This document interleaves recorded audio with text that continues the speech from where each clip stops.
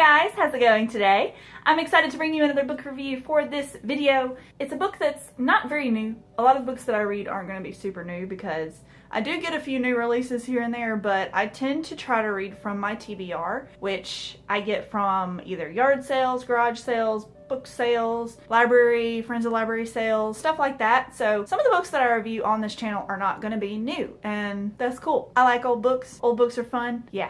The book that I'm reviewing today is going to be The Neighbor by Lisa Gardner. Lisa Gardner is a popular mystery thriller novelist who has been writing for a while. Even on the inside of this book, there's like 10 novels that she's advertising or that she's written. This video will have spoilers, and also I will list any trigger warnings for the book in the description below. So if you are someone who's sensitive to certain topics, be sure to check that to make sure that this is okay for you to read. I'm gonna be Googling those trigger warnings, so yeah, it's just gonna be what Google tells me. But this is just a little small paperback that I got really cheap at a Friends of the Library book sale, and my sister recommended this one to me as well. We went a long time ago, got a few books. This was one of them. She said, I think you'll like Lisa Gardner. As far as the physical cover goes, this is a little worn out, which I personally love books that have been read and used, and I just love the way they feel, whether they're paperback or hardcover. I like the way the cover looks. I'm not a huge fan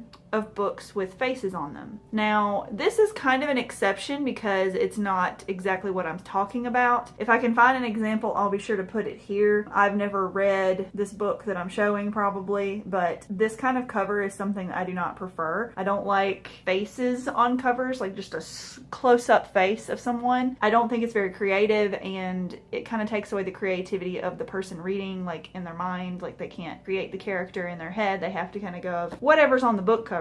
This one is okay because it doesn't show too much of her, and it's not like huge. It's just kind of like a part of the book. I haven't seen the hardcover to see what the difference is, so I don't know if it's the same or whatever, but I personally think the cover's okay. It just looks like a typical thriller novel. Like, it doesn't look special, it doesn't look bad, it doesn't look amazing. Yeah, it says The Perfect Home, The Perfect Family, A Deadly Secret, The Neighbor, a Detective D.D. Warren novel. Now, if you don't know, Lisa Gardner writes books about characters that she's created in her own universe. Kind of like if you watch the anime or read the mangas of Clamp, you know that they like to reuse characters within their entire world and then make new shows about them or put them in other shows that they've created. So it's kind of a fun thing to have characters from one series lead into another, and that's kind of what she does with her books. She'll have Detective D.D. Warren maybe meeting up with other characters through her other books. Maybe they help each other, maybe they don't like each other. It's just an interesting idea, I think, to have your world and then things happen to these characters that are in your world. This is the only Lisa Gardner book I have ever read. I want to continue reading her books. I like her writing style, and it was a very interesting story, but I do not like D.D. Warren, at least in this book. Maybe I'll like her in another book. I've got a couple that I want to read that have this as the main character in it, but I don't like her as a character. I mean, I did it first. It starts off describing her as like a bigger, it sounded like she was a big woman dreaming about a buffet, like how hungry she was, and then it leads into like she's like dating some, I don't know. I was really confused by her physical appearance. I don't know if she was a big girl and she was sexy. I don't know if she was a skinny girl and she was sexy. Maybe I missed that. Okay, I'm not gonna sit here and pretend I remember every single detail about every book I read, but I do not remember a physical detail of D.D. Warren, first of all, so that's kind of strange. And then she was kind of a total butthead, like the B word. She was a total B word. I mean, I know that some cops are jerks, but I did not enjoy her being like the main of this book. I think that she's kind of an unlikable character and not in a fun way, in my opinion. Maybe if I read another book that she's in, it'll be better and it'll show more of her personality. Maybe this was just a bad example of D.D. Warren, but I personally don't like that character. She didn't seem to have any sympathy whatsoever for anyone in this story. Was quick to jump to conclusions. Very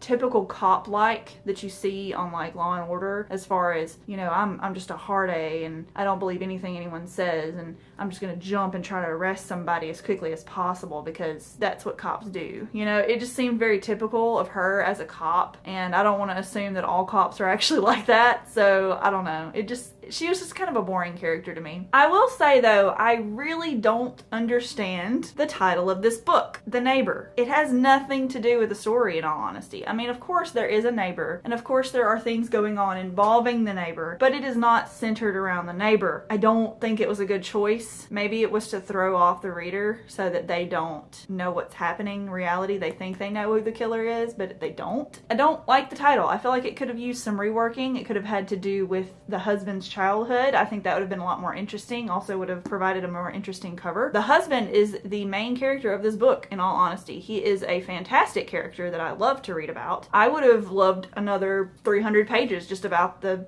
father in this story. I think it was a very good character to use, and I enjoyed the story of him dealing with losing the mother and not knowing where she is, and then dealing with the daughter and her being a child, but also she's trying to understand what's going on, but she's so young that it's hard to grasp, and he doesn't want to break it to her that her mother's probably dead or missing or whatever, but he's trying his best to make it work. And maybe he makes some bad decisions, but it's all for the good of his daughter and trying to find his wife, and everyone thinks he's the killer and they don't believe him no matter what. He doesn't make super smart decisions. Who would in that instance? You know, like I'm trying to, you always have to have a suspended belief in some of the books that you read, and I believed this one. I believed he would do something like that. I believed the father would react in the ways that he was reacting. I just think he was a great character. I really love the father in this book. He's definitely the main character in my opinion. The mother is a piece of crap. I mean, the father's not a perfect person, obviously, but he's a good character. He's not a good guy. He's just a good character. But the mother is a piece of crap as well, and she makes decisions that are totally dumb, don't make any sense in my opinion, and the twist in this was interesting, but it wasn't,